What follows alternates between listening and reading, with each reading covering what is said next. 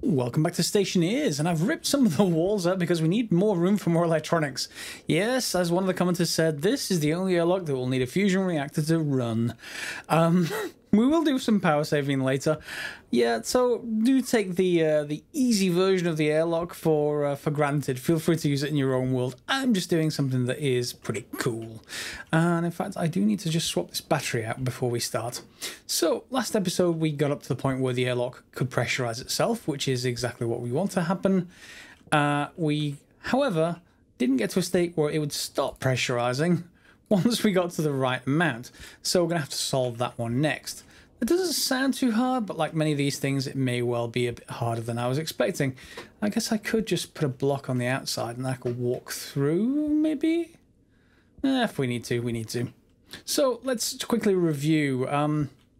The main thing here is that the pressurization and depressurization is running off this assessment system over here.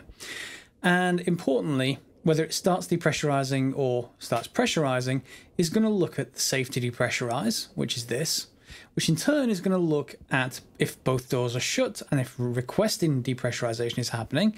And request depressurization depends on what the airlock state is set to. Remember, we got this bit of memory over here. So 0 is kind of the default state. 1 is when we push to depressurize. 2 is when we push to pressurize. So we're actually going to want some more states. The good thing about that is, as soon as this shifts away from 1 or 2, both of those will turn off, which is exactly what we want. So let's say if 1 is request depressurization, 2 is request pressurization, let's say 3 is depressurized and 4 is pressurized. So dealing with 4 first, because that's the one where we need the electronics. We might have a simpler way of dealing with vacuum, but we certainly on the inside we want to deal with atmosphere. So let's say that's 4.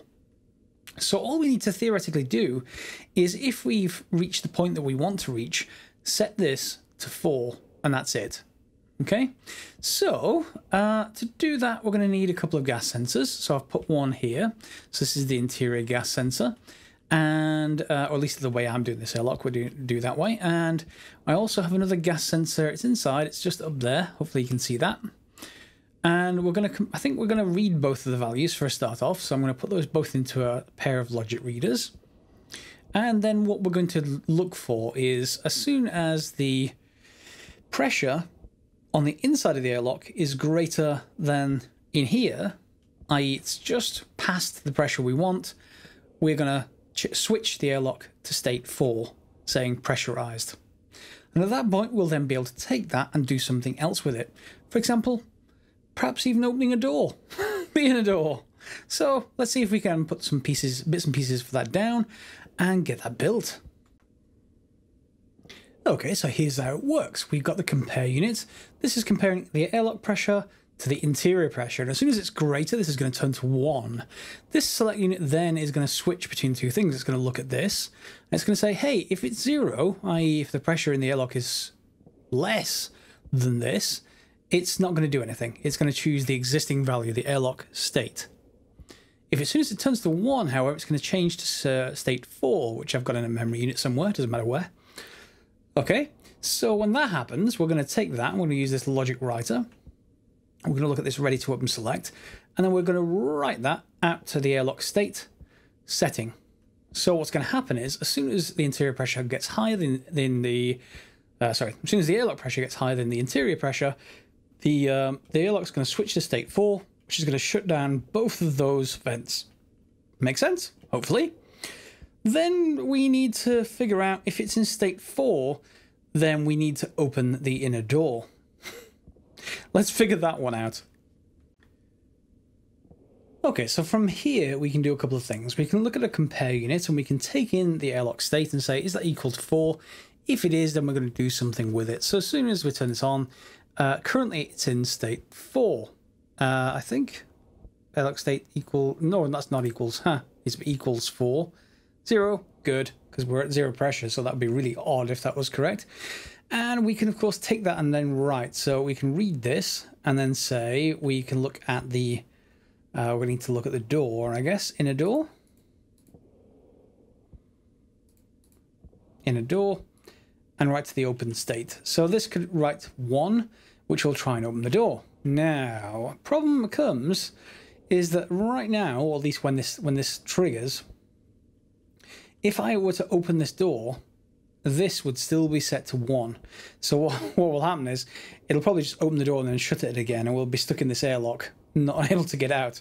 So we're going to need to set this back to 0 or reset it in some way when we get to either 4 or 3. I think that should do.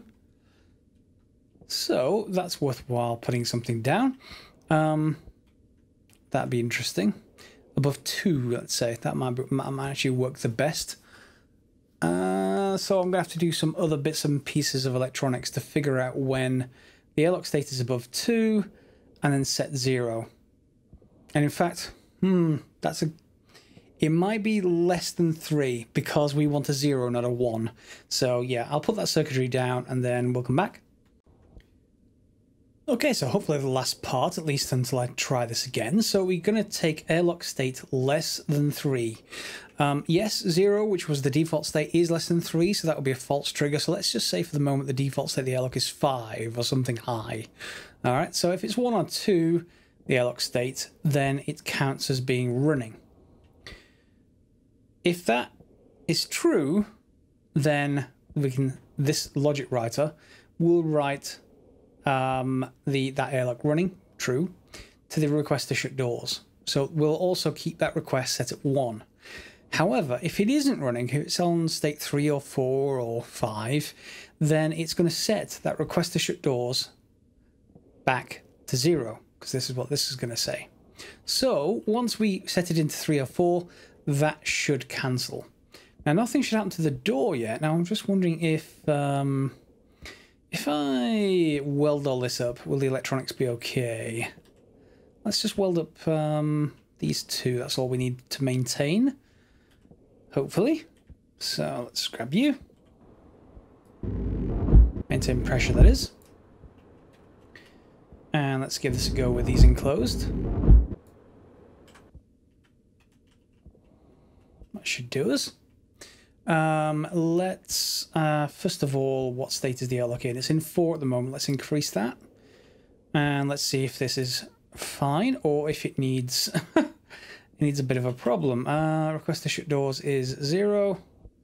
Airlock state is 5. We're probably looking at that for something else or not. Airlock state is 5. All right. Request to shut doors is 0. All right, so let's take a save and then let's see if we can test if it works. So we're going to actually turn on our vent and we're going to set it inward, and then we're going to go in here and shut the door. So what we're going to make sure is that outside of this airlock, in there's going to be some atmosphere. Hopefully I've not left any of the doors open. No, looks like I haven't. Good. So we're now, if we're outside, for example here, this is one of the nice valid states for the airlock. You know, we're going to come in here. There will be another button on the wall there. Obviously, that's a straightforward addition and later. But if we pop into here, we're going to come in and want to request to pressurize. So we're going to push the activate button. Let's see if it works. Closes the outer door. Is it going to turn one of you on? It is. Okay, and it's going to build pressure. Now, at some point, hopefully that will switch off again. Otherwise, there's something wrong with my electronics, which is not unknown. As soon as we get higher pressure in here than there is out there. Or not, we'll see.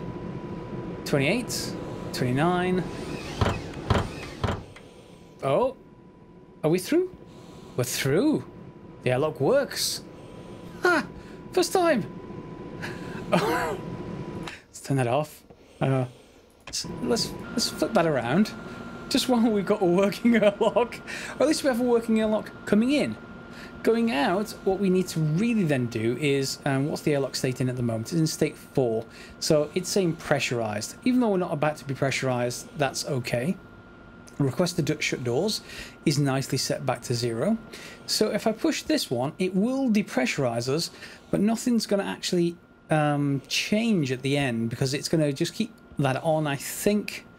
I've got to wait till all the atmosphere's gone, haven't I? We've got to wait, and we've got to then look at the state. So if we set the state to 3, when we complete the depressurization, we're going to need to compare this gas sensor to 0, then just like as we've done in the previous electronics, and I'm not going to show it all on camera because obviously you've seen me do it for the internal versus external, i.e. one greater than the other, we'll just do equals 0 instead. And then once this reads 0, and we can move this around the airlock just for better placing. We don't want it right next to the vents because that'll hit 0 before the furthest extent of the airlock. So it's really handy, I guess, if our vents were all the way crammed against this wall, we'd want the vent all the way over here. So as soon as it registered 0 right next to the outer door, then we know the whole thing would be depressurized. Alright, that seems fair enough. And I'm going to have to wait for all this atmosphere to go away so we can get the rest of it done. Okay, so hopefully this final bit of logic works, otherwise I'm going to be bug hunting. So we're going to start off with this. So we're going to check whether the airlock pressure equals 0. If it is, we're going to use that. Is that the... we're going to use it here. And set the airlock state if it's 0, or 3 if it's correct. So pressure 0, it changes it to 3. That in turn is going to get written from here to the airlock state, set it to 3, and then we're going to use these last two just to say, okay, if the airlock state is 3, then we are going to open the outer door. And now is the bit where I get to see if this works. First time we did, this one may be a bit more complicated, so let's just get the welding torch out. Do I have some plates on me? Probably not. And let's just weld this up so it can actually be pressurized.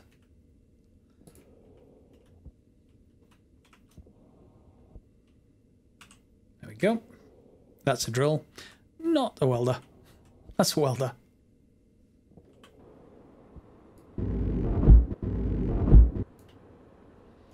One and 2.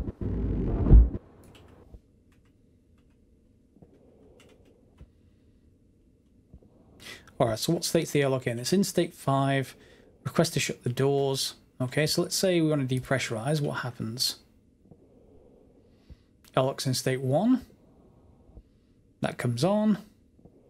Does it ever go off? See, pressure is currently 0. And if that pressure sensor is also reading 0, it should have shut off. So I'm going to have to chase some bugs on this one. And in fact, I haven't pressurized the internal side of things. That may be what's causing problems. Let me just double check the logic. So here's the source of my problems. There's the logic reader, and it's reading this airlock gas sensor pressure. It's not 0. And this is just because I just used my jetpack a little bit just to show you. It's very close to 0. And right now it has actually hit the correct state because that's hit 0 once, but I used my jetpack just to jump it above 0 a little bit. This is what happens. When it completely depressurizes, it's close to 0. That door actually would normally be shut, and this would be in state 1. Let me actually just push this. You get the idea in a second. So yeah, it's now trying to depressurize. It will continue, as you can see, it's decreasing. My light's gone out. My portable light, that is. So we need to handle that somehow, and I think I'm going to leave this over to you guys here. Put in the comments below how you'd handle it. I could just round this down, straightforward. If I did, however, as soon as it got below 1, it would trigger state 3 and the outer door would open. That might cause a little bit of air to escape. Alternatively, I guess what we could do, and it's in state 3 now, so that means that has gone to 0, which means we can open the doors. I've got a bit of an issue with the door over here in that this technically should be setting the door to open. It doesn't quite work, and I think there's some weirdness going on with that. It's if the door has already been opened manually once, then you kind of need to replace this. It does actually work, but only once you've replaced it the first time. If the airlock wasn't working fine, otherwise, then there'd be issues. So for the moment, I'm just going to leave that because there's no point going into that much further. It does actually work once I rebuild everything, but it obviously has problems pulling out that last little bit of gas. Another thing we could put more active vents in on the depressurization stage. It does work after all. We could make the depressurization stage work on a timer instead of going off, you know, when the pressure equals 0. And that, of course, would not be automatic. You'd have to tailor it to your specific airlock size, but you could set how long you're willing to wait before you want to get through the airlock. As you can see at the moment, the power's on. So yeah, I'm just going to switch that power off so it can recharge. Of course, we do need to look at power saving, and I'm probably going to look at that next episode. So I want to hand it over here to you. In between this episode and next, let me know what you want me to handle in that airlock. I'm happy to make it work completely automatically. It's just going to be very slow once we get to 0, i.e. we save all the gas possible. Or we could just do some kind of timer. And of course, there could be other things that we want to do to this. In particular, that we add some power saving, because it does use a lot of power when it's up and running. And it doesn't need to be up and running for most of the time. I could, of course, also add extra buttons to the outside, but hopefully that should be obvious about how they actually work. We're just going to take this button and this button, and if either of them are pushed, we'll just add one extra or a couple of extra chips. If either of them are pushed, i.e. an OR, we then trigger the whole thing as we've done before. So that should be really obvious, hopefully. But let me know if not. Okay, so it's another short episode because we just got pressurization working. It just takes quite a bit of time to depressurize. The logic was working fine. Okay, so I hope you enjoyed this episode. It's been a short one. Next episode, well, we'll see what you guys want me to show you with that airlock. And yes, I know it's utterly ridiculous. I know it's huge amounts of power. It's for fun. If you wanted a simple airlock, definitely go for, you know, something like this over here, where we've got the airlock and we've just got, you know, a little control panel. It's entirely up to you. We'll see you next time, and thanks for watching, guys. Take care.